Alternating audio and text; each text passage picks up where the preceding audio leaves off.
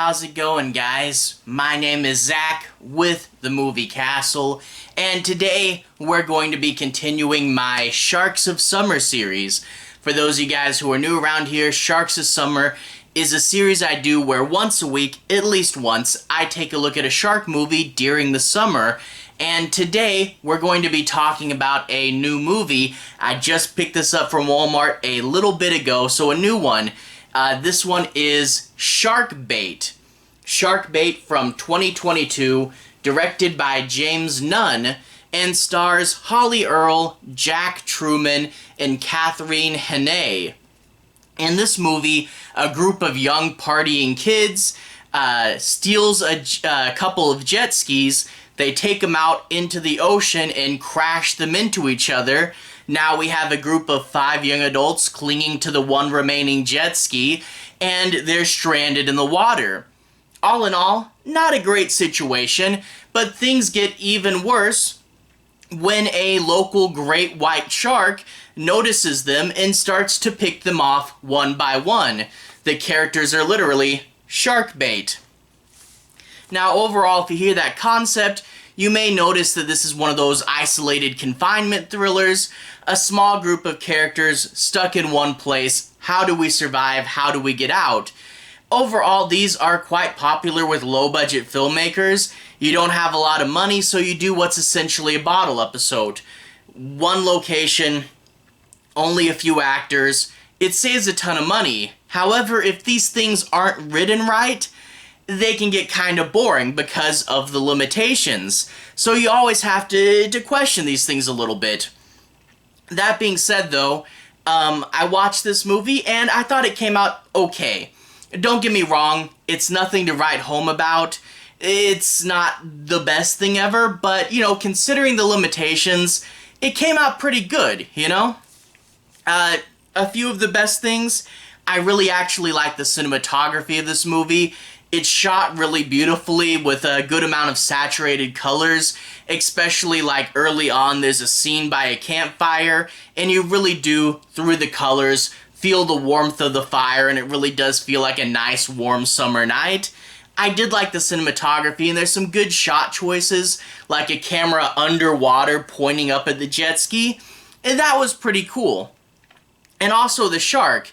They make a good decision to not just show it right away and to give you a bit of a build-up and let you go, okay, we're trapped here, and fully just take in that situation before they throw in the shark.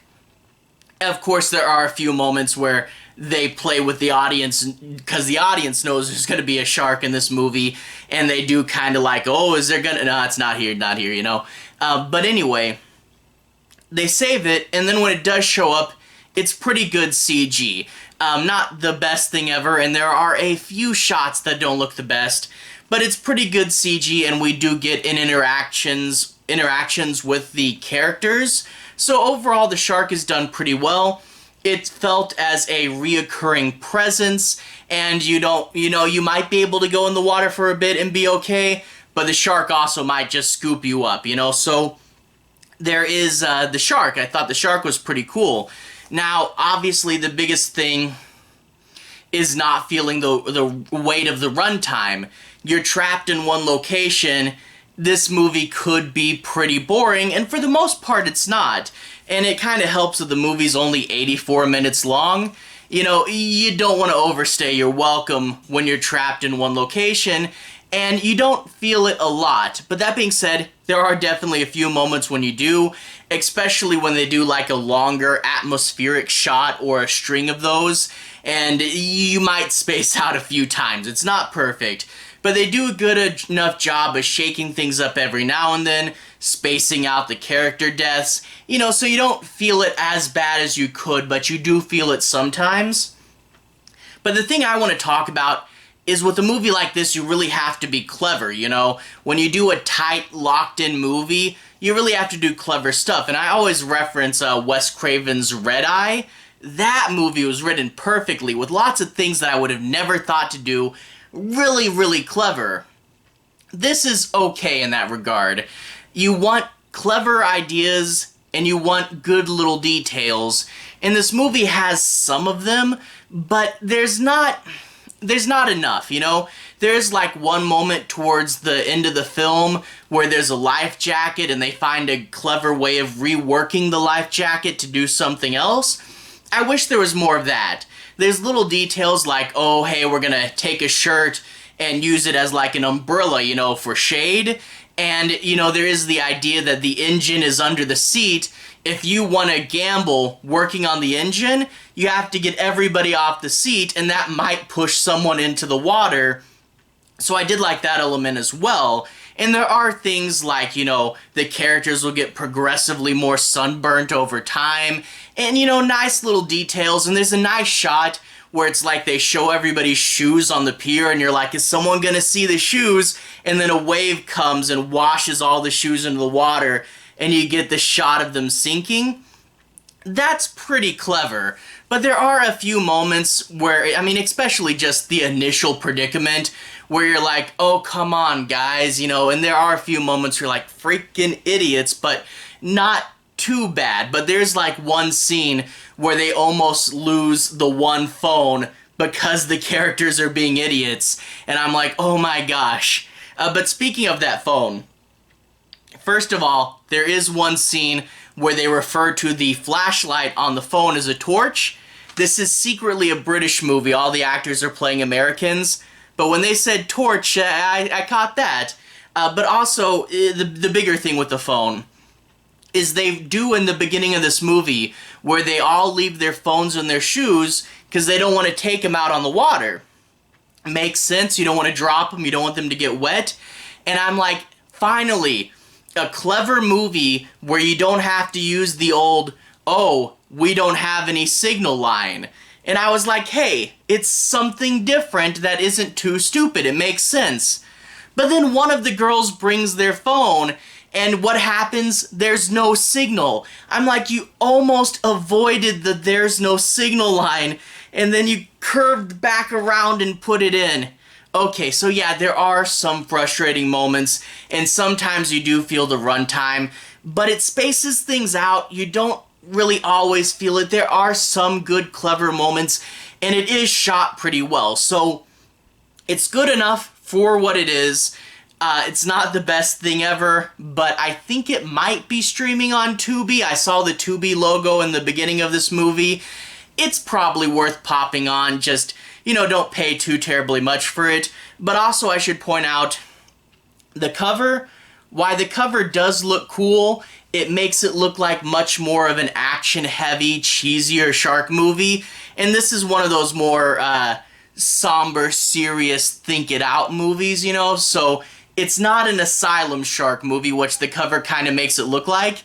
And that is no fault of this movie's. But if you watch too many asylum shark movies, you might go, why doesn't the shark jump over the jet ski and eat them all in one fell swoop?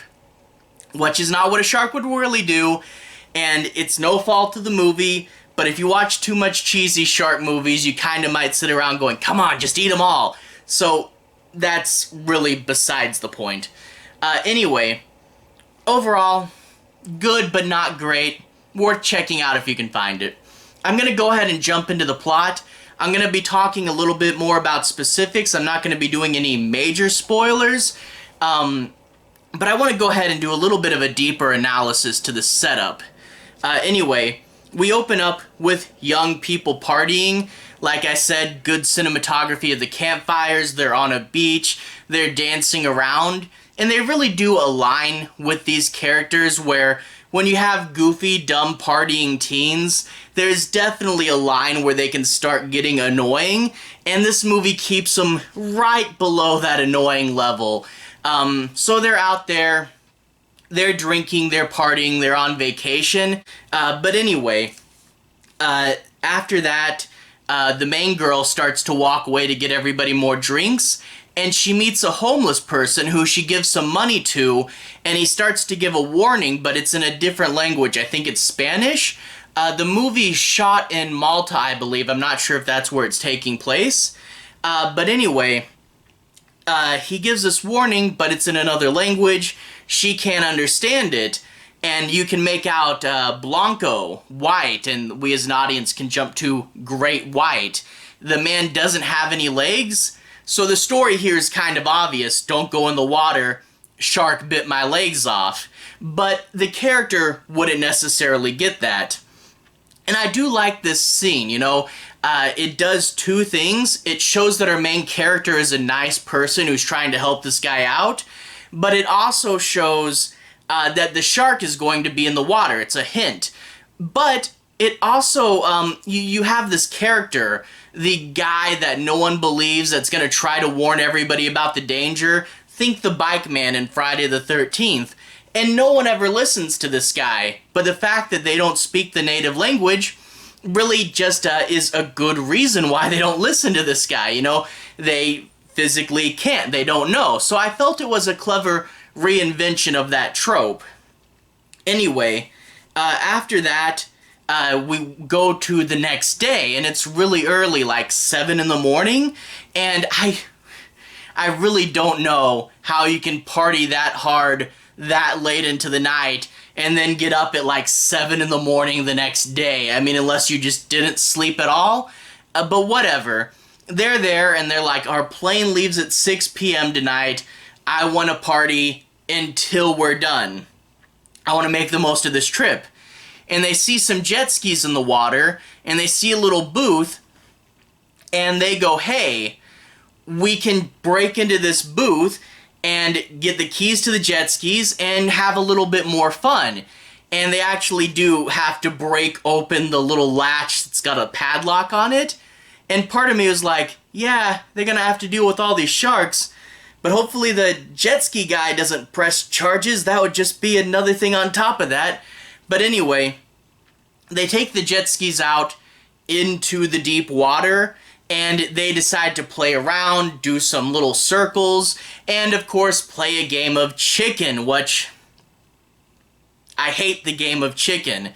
You know, if it comes up naturally, like in negotiations or something, then okay. But when guys just say, hey, let's ram our cars at each other at top speed and see who swerves first, that's a terrible idea. Even if you win the game, what do you win? Proving to each other that you make the worst decisions? I don't like the game of chicken. And guess what? Now it's going to get everybody killed. They crash their jet skis into each other. One goes flying in the air, and now you have one jet ski that is sunken and another jet ski that, while it is above water, is no longer working. Chicken was a dumb idea. In addition to that, one of the guys has his leg broken, and it's the funny guy too. And you know, granted, the funny guy in a horror movie never lasts too terribly long, but you know, you could have had some levity continue in this movie if another character had broke his leg. You know, it kind of kills the humor, breaking the funny guy's leg. Then you have another character who has a concussion, but the writers kind of brush this off so it doesn't matter. They're stuck in the water for a little bit, and they're trying to figure out what to do. And, you know, they give them enough time before the shark shows up to kind of analyze the situation, go, surely someone's gonna look for us. No, they're not, because the jet ski place was closed. No one knows we're out here. You know, so you do get a little bit of that, and eventually one of the characters decides to swim for it. Now, personally, that's what I thought they should have done from the beginning, because how far would you really go out in a jet ski, especially if you have to sneak it back in? I don't know why they took the jet skis out to this deep of water. It doesn't really make sense. It's not something that you would normally do. I guess it's because the movie needs to happen, right? Don't take your jet ski that far away from shore when no one knows where you're going. Yeah, a lot of this movie's setup could have been solved if they weren't dumb partying kids, but I don't know, I'm sounding too old right now, aren't I? Anyway, one of the characters decides to swim for it, and that's when the shark shows up. And to be honest, why I do like the shark not showing up right away, having the shark show up the minute a character decides to swim for it, really does feel like it's the writers punishing the characters for trying to leave the movie. But anyway, after that, characters get picked off one by one, and they're stuck there on the jet ski, and they have to try to think, you know, maybe that guy in a sailboat will have seen us. Will he remember? Was he even awake? And, you know, okay, if we all move over here, I think I can get to the seat. Your leg's broken. Don't want to hurt you when I'm moving you, you know? So a few little things like that. I do like the little, you know, detail of them starting to get sunburned as the movie progresses. I thought that was a nice little detail. And there are a few clever solutions, but it's few and far between. It's not as often as I would like. To pad out the runtime rather than clever survival stuff, there's this whole subplot where one of the girls gets mad at two of the other members of the crew because of this, you know, drama reason, which, to be fair, whenever they introduce personal drama in a shark movie, it's not usually that great. This one's okay, it's just still I would have rather had survival stuff. But anyway, after that, captivity thriller, who will survive? And I thought this movie was good enough. It's a lot better than, you know, it could have been. This movie really could have been bad if they didn't write it out enough. It looks good. I like the use of the shark. The shark looks good. They don't overdo it. It feels like a tough presence. But I really do wish this movie was just a little bit clever, a little bit, you know, oh, I wouldn't have thought of that. But for the most part, it's fine. It's just not the biggest, best thing ever, you know? But for what it is, if you can find it for cheap, if you see it streaming somewhere, it's probably worth a watch if you like that survival element of a shark movie. If you like those tight captivity thrillers, there is something here. It's just not the best thing ever. Anyway, to everyone who's watched so far, thank you for watching. To everyone who's liked and subscribed, thank you. You really are helping the channel out. I'll leave a relevant playlist on the bottom. This should be my shark movies playlist.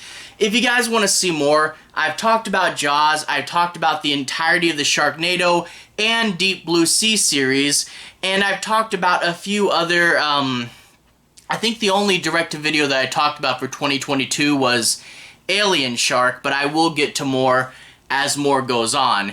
Anyway, have a good day. I'll see you guys again very, very soon. Relevant playlist on the bottom. Have a good day now.